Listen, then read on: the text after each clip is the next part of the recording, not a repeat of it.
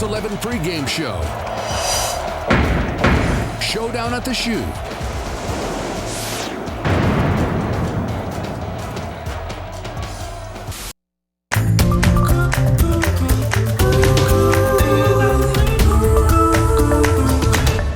Welcome into WTOL 11 Plus for this special edition of the Rivalry. I'm Tyler Segerman, joined in studio by Dan Cummins as Ohio State gets set to take on Michigan. Can you believe it? We're here. You're finally here, yeah, Tyler. It's a 119th meeting of these two teams, and this rivalry is one of the most storied matchups in college football, really the best rivalry in college football. As we've seen throughout the years, the rest of the season, does it really matter when the Buckeyes take the field against the Wolverines? Not at all. That's right, Dan. And the rivals met on the football field for the first time, get this, 1897. I wasn't around by the way. You weren't? I was okay, not. I was just making sure. Obviously, Michigan won in the early years, treated the Wolverines very well, actually. The schools meet on the football field for the first time. Michigan wins, and the early years continue to treat the Wolverines well. 12 wins, no losses, and 2 ties through 1912. Fans got to know a different story in the last decade, a dominant Ohio State team. The Buckeyes took 8 straight from 2012 to 2019. Had COVID not canceled the 2020 matchup, OSU could have tied Michigan's record winning streak of 9 games straight in this rivalry. But that started in 1901 and included the series' largest beatdown, an 86-0 blowout in 1902. It's a face-off played at the end of the regular season every year since 1935, with a few exceptions. World War II in 1942, early December games against Hawaii on the island in 86 and 98. Who could blame them? And the season stopped during the pandemic in 2020. There have been 6 ties in the series, but Michigan has upper hand all time. The record, 61 wins to the Buckeyes' 51. Now, OSU did have to vacate its 2010 victory over that school up north. That's when a memorabilia for cash scandal cost former coach Jim Tressel his job and led to star quarterback Terrell Pryor leaving the university. When both teams are ranked, Michigan holds a slight edge, 22 wins over OSU's 20 with 3 ties. But that's not the case this year. Ohio State is among the top teams in the country. The Wolverines, not in the top 25. When only one team has that distinction, history shows that team tends to win most of the time. So, history favors the Buckeyes, at least under these circumstances. But this rivalry is anything but predictable. Now, Michigan does come into the game unranked. Their record 6 wins and 5 losses. 4-4 in Big Ten play. History has shown these numbers don't really matter in the rivalry, though. No, neither does the spread, really, right? I mean, these two teams love going at it. And of course, the Wolverines have been dominant the last 3 seasons. Obviously, we know that. But they're going to have to bring it in the shoe, Columbus, to continue that streak. Our Chase Bachman breaking down the keys to the game for Michigan. Guys, when it comes to the game between Michigan and Ohio State, you could pretty much throw out the record books. Anybody could beat anybody on any given Saturday in November. Michigan's strength and advantage the last few years has been the offensive line. This year, the Wolverines have lost a lot of guys to graduation, and in this game, they need to be able to move guys up front. That will allow their quarterback, Davis Warren, time to make throws to their guys on the perimeter. It also opens up holes for the run game. Michigan can't allow drives to stall out in this game. And on the defensive side, the Wolverines will be going up against one of the most talented offenses in the country in Ohio State. The secondary needs to lock down their star receivers, and the D-line needs to be able to get into the backfield and make Ohio State's quarterback Will Howard uncomfortable. And if Michigan executes all of that to the best of their ability, Wolverine fans could end up very happy by the end of Saturday afternoon. No doubt the Wolverines have their work cut out for them, but it doesn't matter when Michigan does because the Buckeyes have anything to do about it. Yeah, we're talking a number 2 team overall in the college football rankings, record of 10-1. Only 1 loss in Big Ten matchups this season was to number 1 Oregon at Oregon. And a crowd at home, it's going to be very, very loud. Yeah, Noel Blumel is tracking what the Ohio State University is going to need to do to get a win in Columbus. Ohio State football has not beat Michigan since 2019, and even though their season records show a significant gap this year, we all know that all the stats and projections go out the window when it's time to step on the field for a rivalry game. Ohio State currently has a record of 10-1 with their only loss against number 1 ranked Oregon by 1 point. The Buckeyes are most recently coming off a dominant win over the Indiana Hoosiers, who were one of the last teams alongside Oregon to be undefeated. So since granting a top 5 team their first loss of the season, it's safe to say that Ohio State is coming into the 2024 rivalry game with confidence and momentum, something they've been unable to execute in the last 3 meetings with the Maize and Blue, especially with it being at their home stadium this year. Something the Bucks were able to capitalize on in last Saturday's game was fumbled punt snaps and Caleb Downs returning a punt 79 yards in the third quarter, which ultimately propelled them to run away with that game. So that means there's no room for error against this Buckeyes team because they will make you pay for it, especially in front of their home crowd. Now, there's plenty of pressure on both teams in the rivalry. Michigan wants to make it 4 wins in a row against Ohio State, but the Buckeyes want to break that streak and start one of their own. Badly. Very badly. And Dan, this game is more just than just about the two teams. There's that 12th man component. More than 102,000 people will fill the shoe on Saturday. A lot of fans and a lot of noise. Sophia Periconi actually introduces us to some of the people who will be cheering from both sides. It's considered the greatest rivalry in college sports. The game of the year, no matter how bad or good Michigan or Ohio State is every year, but this is the biggest game of the year. I love the rivalry. I love being able to talk smack to Ohio State fans as long as everything's pretty friendly and everything with it, but there's nothing like the rivalry and the spirit that you have with it. The Ohio State University versus the University of Michigan. And in the weekends leading up to the big game, Buckeye and Michigan fans packed their go-to bars to cheer on their teams. Being an Ohio State fan, you always expect greatness, always expect the highest level play on the field. We're the victors, all-time winningest program. A lot of history. We got the best fans in the world.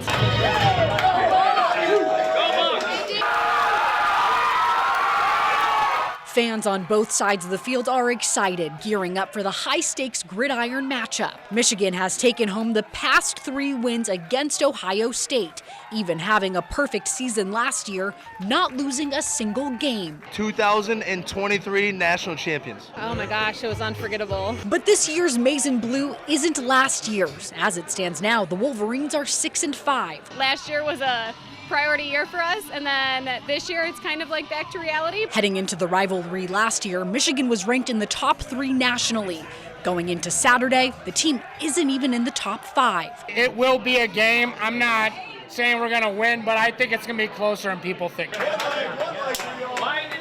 And that's making Buckeye fans even more confident. It's hard to feel any compassion towards the team up north. Sorry. OSU fans think they're on a straight path to victory. So far, they've only lost to the Oregon Ducks.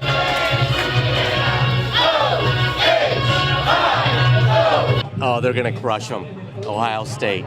It's going to be brutal. They have a great team, and we're very excited. I think they're going to take it to them pretty well this year. But not all hope is lost in Ann Arbor. Fans are betting on a big win for next year's rivalry game. We have a lot to look forward to because we have that new recruit coming in. Bryce Underwood. Bryce Underwood's coming, boys. Until then, though, whether you're singing Hail to the Victors or shouting OHIO on Saturday, one thing's for sure, fans know there's no off-season in this rivalry. We still show up no matter what because they're our team, and that's what we do. We understand, there's ebbs and flows in the teams, so we just go with it. Makes it interesting. Reporting in Toledo, Go Bucks! OHIO! Sophia Periconi. Go Blue! WTOL 11. Okay, a moment ago, one of the fans made a comment about how they like to talk smack. What? Ohio State and Michigan fans talking smack? Yeah. That's funny. I'm still relatively new to the area, but each chant, I'm starting to kind of embrace them a little bit. You got serious. Each ones, and they're starting to catch on a little bit. Yeah. But obviously, there's one thing for sure we can expect, and that's that fans are really going to make this rivalry something special, Dan. It's been that way here in Northwest Ohio and Southeast Michigan for decades. In fact, we went to the WTOL 11 vault for proof. Check out this story from WTOL's Evan Rosen back in 1986. The rivalry divides neighborhoods. A Buckeye house on this corner, and just across the street, the Wolverine camp. Borrowing a cup of sugar can be dangerous. They won't let me on this side of the street, and I won't let them on that side of the street. So today it's quite a rivalry here in Toledo. Because of the rivalry, business people are playing it safe. This neighborhood bakery is selling Ohio State cookies and Michigan cookies. Sub buns come in maize and blue, as well as scarlet and gray. Do you make as many Michigan as you do Ohio State? Well, I did, but I think that was my mistake, because I think I'm going to have Michigan left over. Well, the rivalry in the neighborhoods is nothing compared to the rivalry in the bars. In this drinking establishment, there are plenty of Buckeyes and plenty of Wolverines, but this is technically Ohio, and the scarlet does edge out the blue. The bar owner gives away the pub prejudice, but even though Michigan may be outnumbered, a Wolverine is not easily intimidated. As the teams wrestle on the field, on television really, the battle in Toledo becomes which camp can act crazier, and that fight is a draw. Evan Rosen, Toledo 11 News. Do you feel like that's still the case here? Oh, absolutely, yeah. It's as intense as ever. Absolutely, excuse me. Now, you've been covering this storied rivalry for decades now. And, what are some of the moments that you still remember from your covering days? I've been here at WTOL 44 years. I think I've probably personally covered 30 to 35 of them. Two games stand out. One was in 1997. The other one was 2006. Begin with 2007. That was the year that the Buckeyes and Wolverines finished up in Ann Arbor. That was Charles Woodson's last year playing for the Michigan Wolverines. From Fremont, Ohio. Right. Yep. We covered him in high school, and we covered him at college. And in that game, he had an interception return for 70 yards, and that really was the difference in the game because Michigan would win at 20-14. And there you see, they're going to the Rose Bowl. That's Charles right there with the rose in his mouth. And then I told our news director, I said, I really think Charles has a good chance to win the Heisman Trophy. And there you go. So he said, well, we should go. So they sent me to New York to cover the Heisman Trophy ceremony, and they let me be the first person to interview him after he won the Heisman Trophy. It was a memory I'll never forget. I was also live on the top of the CBS building on West 57th Street at 11 o'clock at night, which was quite a thrill too. But there was Charles Woodson winning that. Yeah, and I've only seen highlights of him, obviously, because he was back before I got here. But you told me, he was just so athletic on the field. He was a man among boys. I covered a game at Clay High School his senior year. Tyler, he scored 7 touchdowns. Jeez. 7 touchdowns. It was like, and they were an interception return, a punt return, a kickoff. He caught a pass.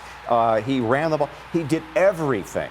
And Michigan knew going in they had a good one, and it turned out. So basically, what you see right here with these Michigan highlights, he did exactly that in high school. Yeah. At Fremont, more so. He was a special player. Well, what are we saying here? He's an NFL Hall of Famer now, so there's no big secret there. All right, so then 2006 is a different deal. Both teams were undefeated going into the last game of the season down in Columbus in 2006, 1 versus 2, and that was the week that Bo Schembechler died. And then, of course, Ohio State plays Michigan in the game, and the Buckeyes win 42-39, a great game. It was a classic rivalry, and it goes down to the finish, and then the Buckeyes would go on to lose the national championship game to Urban Meyer's Florida Gators. Who would have thought, right? Yeah, but that was video of the week, looking back at Bo Schembechler, Yeah. Take a look at the 2006, just days before the Buckeyes Wolverines met in Columbus. Yeah, Bo died. And I was down there with WTOL 11's Jerry Anderson for that one. This News 11 pregame show. Showdown at the Shoe. It's tremendous out here. What a great day for football. Of course, the rivalry is just heating up. The Michigan Wolverines came in a moment ago, and of course, you had a mixture of Ohio State and Michigan fans rooting and hollering. Boy, what a couple of days it's been. Bo Schembechler's death yesterday, and everybody wondering how it's going to affect the game today. The atmosphere, I can't describe it. I just came across campus, running across campus. I laid eyes on the Ohio State Buckeyes for the first time. They're over meeting with fans over at St. John Arena. We'll have some of that coming up a little later on in our Showdown at the Shoe. I was inside St. John Arena, and when they came in there, and the band had been playing, and the place is filled to the capacity. It was never fuller. I don't care, even when Jerry Lucas played here. It's filled to the rim, and I had to cover my ears because it hurt. It physically hurt when the Buckeye football team came into St. John Arena. You just get goosebumps. You see these guys here, and the atmosphere is just electric. And so in about an hour and a half, we're going to kick this thing off, and somebody is going to play for a national championship. We're glad you're with us today. We have a lot of neat stories for you, showing you the color and the fun of the Ohio State-Michigan rivalry. Let's go back to the studio in Toledo. Gary Sensenstein has more. Gary? Guys look downright balmy down there. Get the sunscreen on. You know, thanks, guys. Of course, on the eve of the greatest rivalry in college football, Michigan lost their legendary coach, Glenn Bo Schembechler. He touched the lives of many men at Michigan, including a friend of ours from Fremont, Dick Berry, with the reaction from the former Little Giant, Rob Lytle.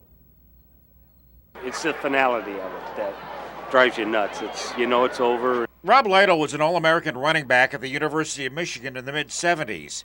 He remembers Bo Schembechler as a fiery yet sincere man. Bo Schembechler was the guy I'd march to hell for. Whatever he asked me to do, because I believed in him, trusting his integrity is beyond reproach. Rob played at Fremont Ross. He was recruited by Woody Hayes at Ohio State and Bear Bryant at Alabama, but it was Bo who convinced him to play for the Wolverines. He cared about you, he told the truth, and he was going to do everything he possibly could to make whatever you were doing happen. Rob says Bo Schembechler was a teacher on and off the field. He believes the lessons learned from Bo helped him during an NFL career with the Denver Broncos and today as a Fremont banker. What Bo taught was integrity, commitment, and principles. And if you put those three things together, you're going to be successful in whatever you do. And now Rob Lytle is mourning the loss of a man who made him successful. In Fremont, Dick Berry, News 11. That was Gary Sensenstein, by the way, a longtime WTOL co-worker of mine.